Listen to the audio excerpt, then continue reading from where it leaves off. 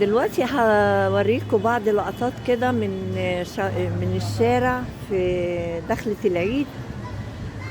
بصوا، يعني هو كان الشارع من شوية مليان ناس، عبارة عن أم وولادها، أب وأم وولادهم نازلين يشتروا لبس العيد. وزي ما انتم شايفين المحلات بسم الله ما شاء الله عارضة لبس العيد.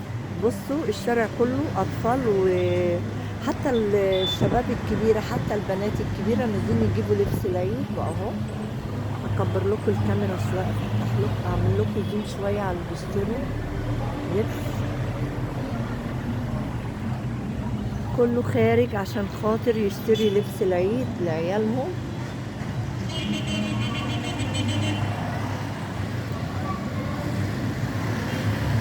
يشتروا بقى شباشب اللي هي كيروكس والحاجات دي كلها، ويشتروا شرابات ويشتروا كوتشيهات، والستات تشتري طرح ويشتروا شنط زي ما انتم شايفين كده،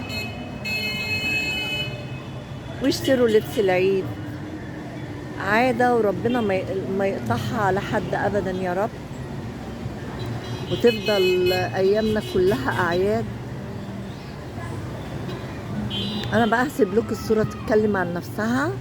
شايفين الشارع كله زحمة اهو اهو، كله أسر، وزي ما أنا قلت لكم أم وولادها، أب وأم وعيالهم، شاب وخطيبته كده يعني.